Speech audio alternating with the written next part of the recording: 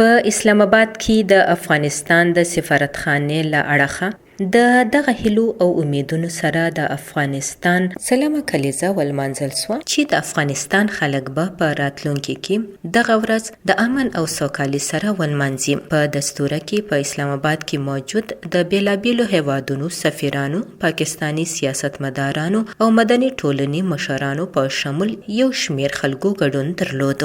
د دستورې په مهال د دواړو هیوادونو قامي ترانې وژغول سوې او د استقلال 100 کاله په پوره کېدو کیک هم وویشل سو.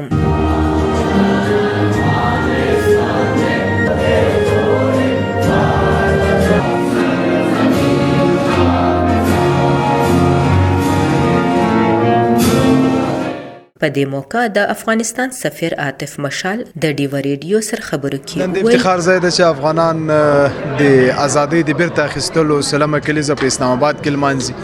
19 د اګست په کابل کې ولمانځل سوله په ډیرو شاندارو مراسمو او اسلام آباد کې نن اوله غونډه و سبا به بله غونډه وي د افغان مهاجرینو لپاره. مونږ په تیرو سلو کلو کې سختې ورځې، ښې ورځې، بدې ورځې ټولې تیرې کړې. غازي امان الله خان د افغانستان لپاره یو ویژن درلوده، یو درنما یې درلودله. هغه د آبادۍ باندې باور درلود، د ښځو نرو د په مساوي حقوقو باندې باور درلود او په یو مرفه او آزاد افغانستان باور درلود. موږ په دې باور یو چې پر امن افغانستان، مرفه افغانستان د ټولې سیمې لپاره مهم ده، ځکه سیمه تر څو نه آبادیږي، رفاه نه ورکې راځي، تر څو چې ټول هیوادونو کې امن نه وي، ثبات نه وي.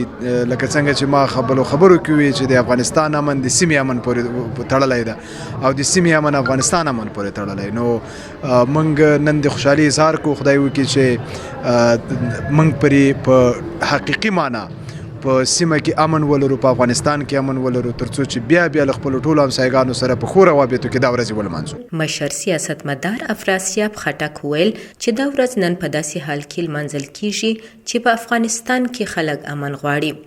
ټولو ناول خو زه ټولو افغانانو ته مبارکي وایم، د هغوی د ازادۍ 100 کلن جشن چې د هغې مبارکي ورته وایم. بیا دا عرض کول غواړم چې دا ازادۍ ورځ داسې حالاتو کې لمانځل کیږي چې افغانستان کې خلک سوله غواړي، امن غواړي او دشمنانو په هغوی باندې جنگ ورته پلی دی. نو موږ ټولې عالمي نړۍ نه غوښتنه کوو چې افغانستان کې امن راوستو دپاره کوشش وکړي او د هغو خلکو مخه ونیسي څوک چې بې ګناه افغانانو وینې تویوي. او افغانستان کې لګېدلی اور چې دی په دې باندې د خیر اوبه پکار ده چې واچولی شي، او که د خیر اوبه وانه چولی شي دا اور ګورې خپرېږي.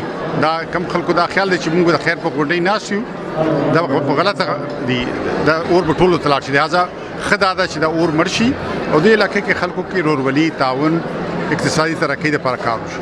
دستورې ته راغلي خلک د افغانستان د کلتور څخه خبرولو دپاره کلتوري ننداره هم وسوه.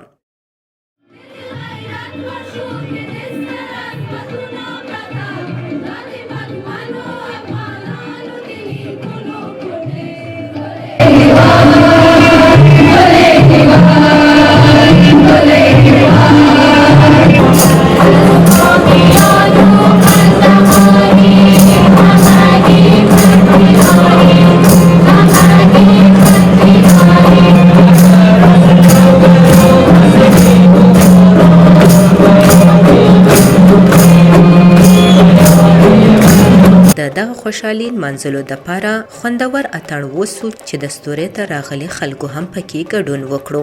رابعه پیر، وایس اف امریکا، ډیو ریډیو، اسلام آباد.